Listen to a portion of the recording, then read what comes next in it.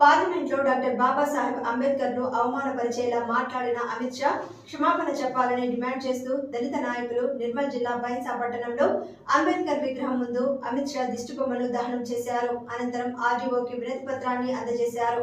ఈ సందర్భంగా పలువురు మాట్లాడుతూ అంబేద్కర్ రచించిన రాజ్యాంగ హక్కులపైన ఎంపీలుగా గెలిచిన అమిత్ షా పార్లమెంటులో అంబేద్కర్ ను కించపరిచేలా మాట్లాడటాన్ని వ్యతిరేకించారు. అమిత్ షా అదే పార్లమెంట్ లో క్షమాపణ చెప్పాలని కోరారు.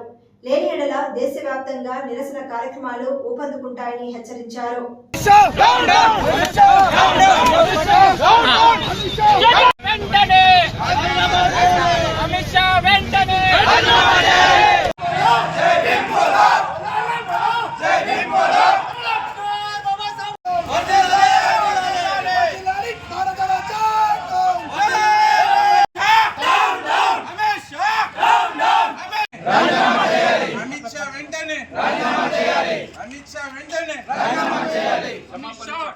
దళిత సంఘాల నాయకులు ఇక్కడ హాజరు కావడం కారణం ఏంటి అంటే నిన్న జరిగిన ఉభయ సభ పార్లమెంట్లో అమిత్ షా బాబాసాహెబ్ పేరు ఒకవేళ 100 సార్లు తీసుకుంటే స్వర్గం పోతామని అనుడు జోక్యం చేసుకుంటూ తప్పు అని మేము ఇక్కడ మొత్తం ముదోల్ నియోజకవర్గ ప్రజలు బైసా టౌన్ ప్రజలు అందరూ ఖండిస్తున్నాం.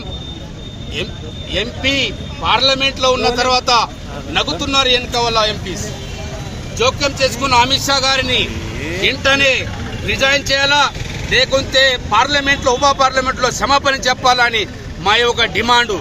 మిత్రులారా, చెప్పేది ఏంటి అంటే బాబాసాహెబ్ అంబేద్కర్ ఒక దేవుడు లెక్క. మాకు దేవుడు ఏం చేయలే కానీ బాబాసాహెబ్ అంబేద్కర్ ఈ దేశంలో ఉన్న 120,000 కోట్ల మందికి ఇచ్చిన ఒక ఓటాధికారం బాబాసాహెబ్ గారు. ఈ దేశంలో ఎవరు మంచి ఎవరు చెడు ఎన్నుకున్న అధికారం బాబాసాహెబ్ ఇచ్చిన అధికారం మన భారతదేశ ప్రజలకి. కాబట్టి డాక్టర్ బాబాసాహెబ్ అంబేద్కర్ గారిని అవమానించిన అమిత్ షా ఇంకొకసారి మళ్ళా ఒకసారి నీవు అదే పార్లమెంట్ లో క్షమాపణ చెప్పి క్షమాపణ అడగాల, లేకపోతే రిజైన్ చేయాలా. మేము భారతీయ జనతా పార్టీకి హెచ్చరిస్తున్నాం. జై భీమ్, జై బుద్ధ, జై భారత్. హోంమంత్రి అమిత్ షా గారు ఉన్నారు. పార్లమెంట్ లో వాళ్ళు ఒక మాటను కామెడీ చేస్తూ అంబేద్కర్ అంబేద్కర్ అంబేద్కర్ అంబేద్కర్ అని హేళన చేశారు. ఎంత సిగ్గుచెట్టు. ప్రజాస్వామ్యం ద్వారా, ఓటు హక్కు ద్వారా, డెమోక్రసీ ద్వారా పక్కన ఉన్న ఎంపీలందరూ నవ్వుకుంటూ హేళన చేస్తూ ఉన్నారు.